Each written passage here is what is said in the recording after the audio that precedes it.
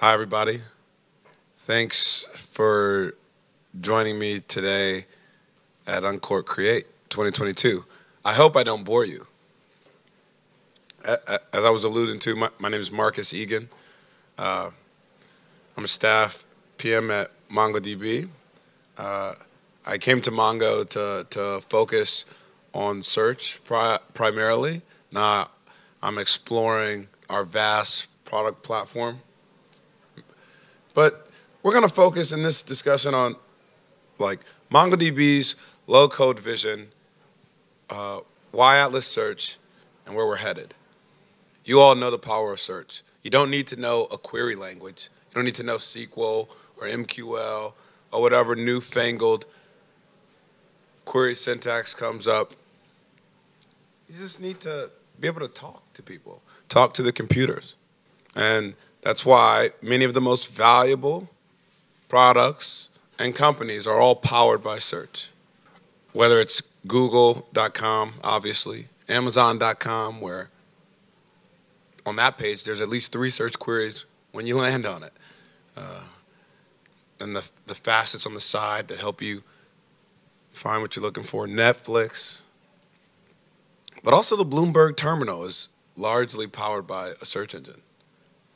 So since we all know the power of search and to be able to talk to your computer, Siri and Alexa, also powered by a search engine, Lucene, let's talk about how it's built.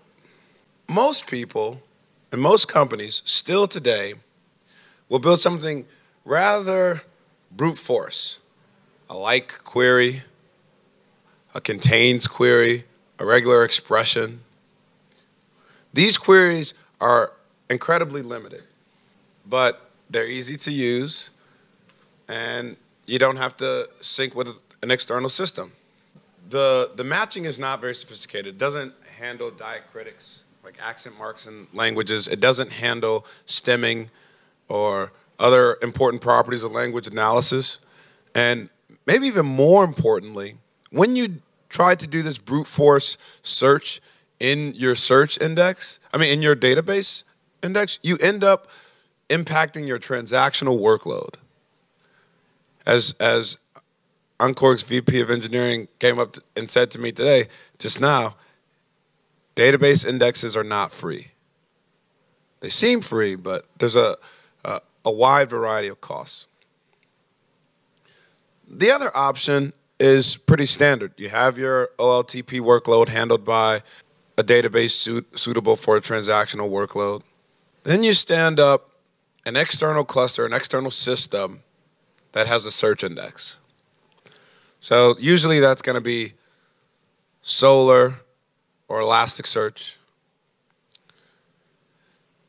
which under the hood is really Lucene. These are APIs exposing Lucene, which is a very mature and robust search library with a host of capabilities. But then, so you get your fuzzy matching, you get your autocomplete, you get your language analysis, but then how do you keep that in sync? You start paying this tax where I have a source of truth, I know what's in my database, but when my users go to search, I don't know what's in the search engine.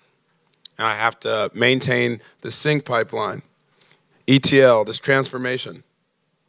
Some folks might say, oh, that's not that complex. It's not that difficult. We're doing that. What I would say is think back. I know a lot of folks in here are senior leaders in engineering groups and maybe a few developers here as well. I want you to think back with me for a moment to a time when you were writing some code. You have your code editor, and another team member comes over. You're in the middle of a class. You're focused. Team member comes. They ignored the noise-canceling headphones. You had the noise-canceling headphones, the universal signal, don't bother me. But you're kind, so you turn around. They talk to you about something that has nothing to do with what you've been working on. It's interesting. You want to be helpful.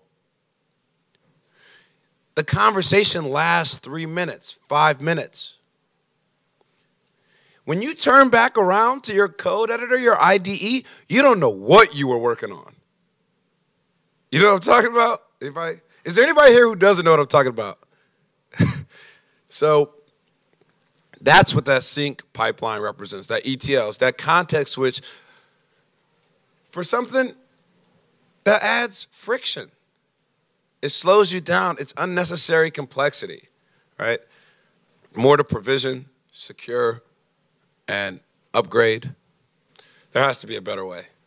This is what we're all about with Atlas Search. We've taken that architecture that maybe wasn't so complex. I know there are more complex architectures out there, but we've gotten rid of having this concept of the transactional database, the search cluster to support the searches, and the sync pipeline between those two systems, where you were previously probably looking at least 3 drivers for interacting with data systems. Now there's 1 driver. So you reduce a number of dependencies there. There's 1 cluster, and there's 1 API.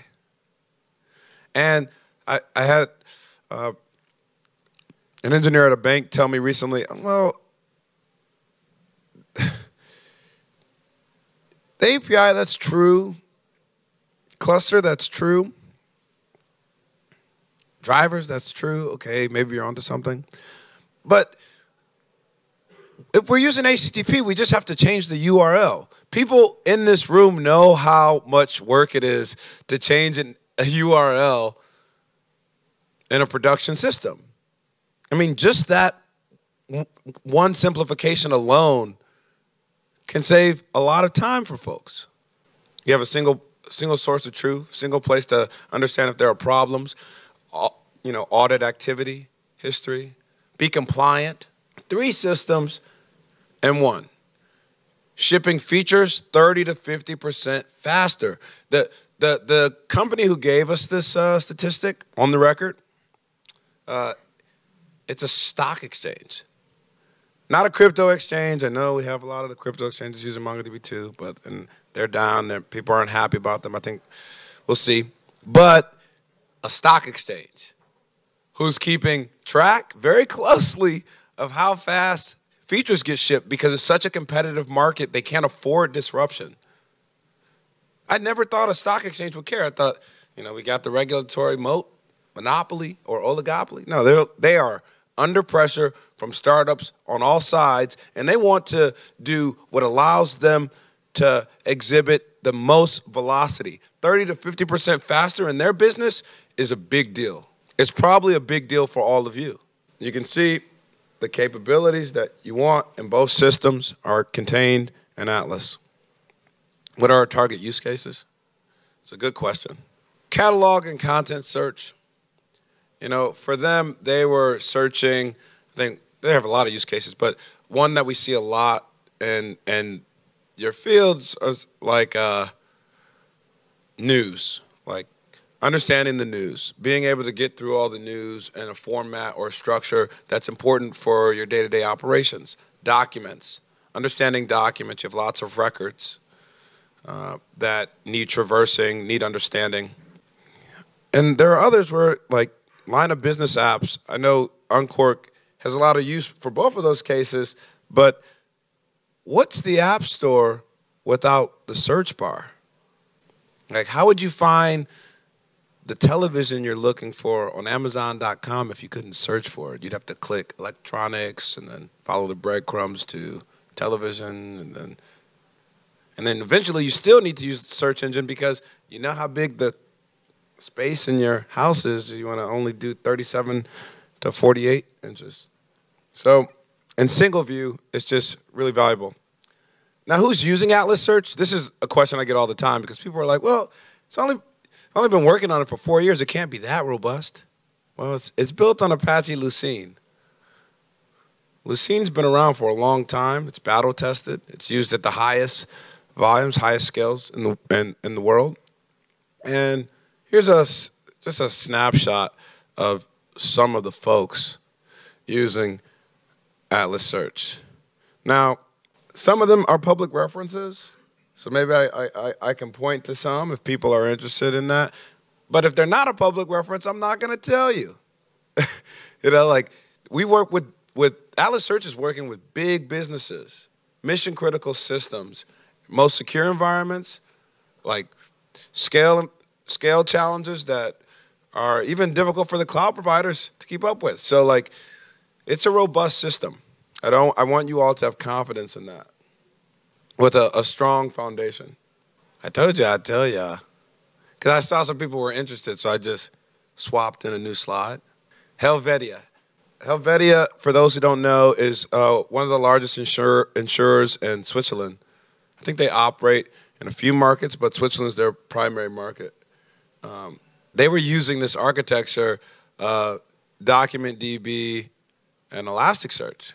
And it's funny because when we wrote an article, I co-authored an article on the AWS open source blog with a colleague at MongoDB who was previously with AWS about how we're collaborating with Amazon on Apache Lucene, like engineering teams collaborating and product. And their team was like, yeah, this DocumentDB Elasticsearch architecture never makes sense. There you go.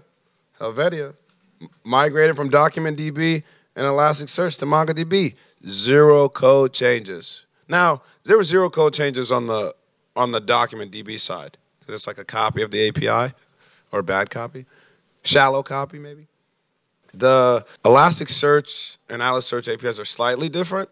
They're not a ton of difference, but we take some strong opinions on making things more maintainable so you can move faster. They got rid of complex syncing via Kafka and Elasticsearch, and 15 milliseconds of latency for millions of documents sound pretty good to me. But there are use cases for other search engines. I'm not here to badmouth Elasticsearch. In fact, I love Elasticsearch. Big fan. I use it a lot in my own time, and I think it's great for analysis of logs, observability, security. Like there's a robust tool suite for that stuff. Threat detection, SIEM. I do want to be very clear about that. Like I'm telling you how Atlas Search can be useful for you. Now, for the fun stuff. Where we're going is still focused on relevance, productivity, scalability, reliability, maintainability. But we were constrained by the nature of the search index and the paradigm for how people do searches today outside of Google. This is like you have a term-centric approach or a field-centric approach where you can have some terms, maybe a field here is market cap and regulatory body is another field. And you try to search across these two fields with the same term. That's a term-centric approach where you don't really care about the fields. They have no relation to each other in this paradigm, in this sparse vector. I mean, you could filter, I only want to see companies with a market cap of greater than 4 billion, and then the regulatory body is FINRA. Like, that's a lot of companies. Which one are you looking for? And like, we needed to find a way that would enable people to find information more akin to how their brains find information. So we released something. Now, obviously, my diagramming skills aren't as good as my coding skills, I'll admit that. But you'll get to see a demo in a second. If you could parse text, images, or audio and query it with text, images, or audio, most users are going to be querying with text, let's be honest, that unlocks a wealth of capability and understanding. And the way we accomplish this is with a data format known as dense vectors. The way I describe dense vectors to folks is if I'm going to ask the audience a question here. If I ask you to tell me what you think about when I say Turing, like complete the sentence, Anybody have any idea? Turing? Like Turing, T-U-R-I-N-G? Machine test, Turing test, machine. Yeah. Alive, aware, those are all these are valid. This is how neural networks work. It's like the associations your brain makes with words is what is used to train the models, like the occurrence of words, co-occurrence of words. So in this diagram, I have one last name. And I also have Jerry and Elaine. Do you know? Seinfeld, exactly. There it is. Seinfeld appears slightly closer to Jerry. I don't know why, but Elaine's right just underneath. And so this is a sort of a basic illustration of, or oversimplified illustration of what we're releasing. But vector-based search has been released to all Atlas clusters under our private preview. So all that means is you go to mongodb.com/DASAL and you will get the documentation. It's already on your cluster, but the reason why we ask you to sign up is because our team is collecting feedback from people. We want them to have success with this new feature because there's a lot of frontier areas and topics for people to discuss.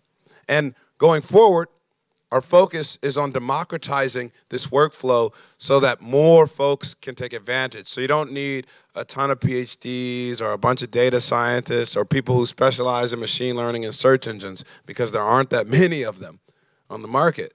So we need to make it easier to do this feature engineering, the hyperparameter optimization, the testing, the validation, the extracting the value, because in your business, you can't afford to be too wrong. Thank you all for your time. I appreciate it.